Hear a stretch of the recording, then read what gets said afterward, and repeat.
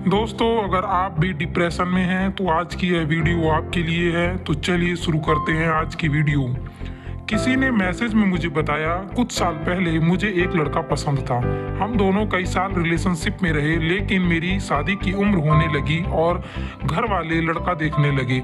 मैंने सुना था कि घर वालों को मन की बात कह देनी चाहिए, इसीलिए मैंने घर वालों को बता दिया कि मैं किसी और को पसंद करती हूँ। घर वालों ने मना करते और धमकाते हुए कहा, वो लोग हमारे धर्म के नहीं हैं, उससे शादी के बारे में सोचना भी मत। मैंने दिल पर पत्थर रखकर स्वीकार कर लिया कि चलो, माँ बाप की इज्जत का सवाल है, उनके खिलाफ जाकर मुझे कोई कदम नहीं उठाना।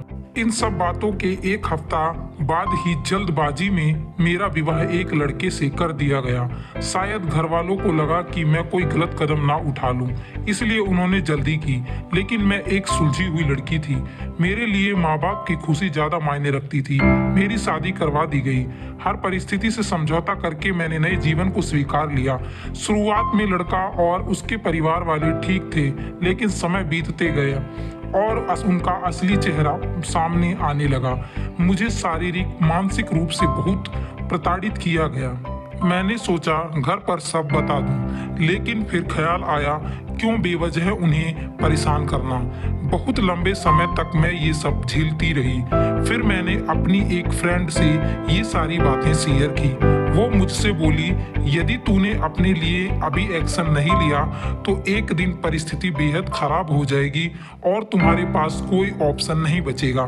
मैंने बहुत हिम्मत जुटाकर घर वालों को सारी बातें बता दी। सारी बातें सुनकर घर वालों को धक्का लगा कि इतनी बुरी परिस्थिति में तुम वहाँ क्यों थी।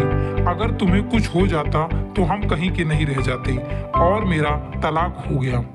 2 साल से मैं घर वालों के साथ हूँ। मेरी इच्छा अब दोबारा शादी करने की नहीं है। मैं पढ़ना चाहती हूँ, लेकिन घर वाले पहले की तरह दोबारा मेरी दूसरी शादी करवाने में लगे हुए हैं। मुझसे अब कुछ नहीं संभल रहा। मैं डिप्रेशन में जा रही हूँ। मैं क्या चाहती हूँ उससे किसी को मतलब नहीं। हर कोई अपना फैसला मुझ पे थोपना चाहता है। बताओ अब मैं क्या करूँ दोस्तों। परिवार वालों की नीयत तो आपको लेकर अच्छी होती है, लेकिन वो कभी ये नहीं समझ पाते कि हर एक व्यक्ति को भगवान ने एक अलग स्वभाव देकर जन्म दिया है। अब तो विज्ञान भी मानता है कि हर बच्चा जन्म के साथ अलग दिमाग और अलग शरीर लेकर पैदा होता है, और जरूरी नहीं है उसका स्वभाव बाकी दूसरे बच्चों से मिले। घर वाले और पूरा समाज यह चाहते हैं कि आप अपने स्वभाव के हिसाब से न जीकर उनके हिसाब से जियो, फिर चाहे मानसिक और शारीरिक रूप से आपकी जिंदगी नरक ही क्यों ना बन जाए, या फिर आप मर ही क्यों ना जाओ। इस पूरी दुनिया में हर वो इंसान दुखी और डिप्रेशन में रहेगा जो अपने असली स्वभाव को छोड़कर समाज और घर वालों के हिसाब से आंखें बंद करके चलता रहेगा। आज से 8 साल पहले मैंने अपने माता पिता से कहा था, आप मुझे जीवित और खुश देखना चाहते हो तो मुझे अपने स्वभाव के हिसाब से जीने दो। मुझ में इतनी हिम्मत नहीं कि मैं जबरदस्ती कोई काम करूं या कोई ऐसी जिम्मेदारी ले लूं जिसे मैं निभा नहीं ना पाऊं। मैं बर्बाद हूं या सफल, मेरी जिम्मेदारी होगी। बस जहां मैं गलत रहूं वहां आप मुझे रास्ता दिखा देना। माता पिता ने साथ दिया और आज मैं अपने जीवन की हर परिस्थिति से पूर्णतः संतुष्ट और मजबूत हूँ। तुम्हारी जिंदगी में कोई इंसान तुम्हें छोड़ गया, तुम किसी रिश्ते में फेल हो गए, तुम किसी व्यापार में फेल हो गए, पढ़ाई में फेल हो गए, तुम किसी इंसान के साथ रहते हो, वो तुम्हें दुख देता है। ऐसी सभी परिस्थितियों में एक बार से निपट लो।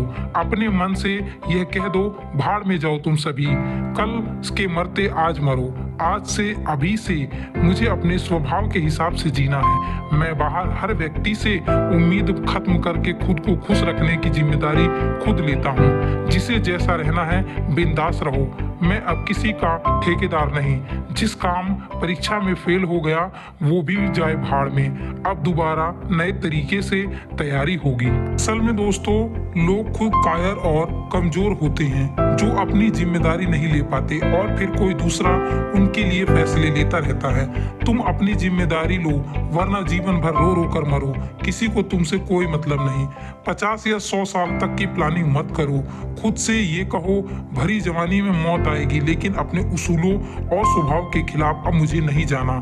12 से 25 की उम्र बहुत भटकाने की होती है। तुम्हें अपने फैसले में माता पिता की सलाह लेनी ही हो। बाप या परिवार तुम्हारे दुश्मन नहीं है। अपने मन की बात उन सब से कहो, समझो और उन्हें भी समझाओ, लेकिन जो बातें आपके स्वभाव के खिलाफ हों उसे मत करो, तभी आप डिप्रेशन से बच पाओगे। दोस्तों, इस वीडियो को देखकर ना जाने कितने लोगों को डिप्रेशन से बाहर निकलने में मदद मिलेगी।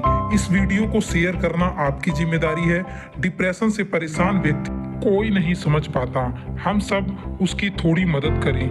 वीडियो अच्छी लगे तो इसे लाइक करके हमारे चैनल मोटिवेशनल बातें को सब्सक्राइब करना आपकी जिम्मेदारी है। अच्छे कामों को भी सपोर्ट किया कीजिए। पूरी वीडियो इतने प्रेम भाव से देखने के लिए आपका धन्यवाद। आप डिप्रेशन में हो तो चिंता मत करो, मैं हूँ आपका दोस्त। दोस्तों, अभी तक हमारे चैनल को अगर सब्सक्राइब नहीं किया है तो उसको सब्सक्राइब कर लीजिए, नोटिफिकेशन बेल को भी ऑन कर लीजिए, ताकि इसी तरह की आने वाली वीडियोस आप तक प्रॉपर पहुंचती रहें। थैंक यू दोस्तों।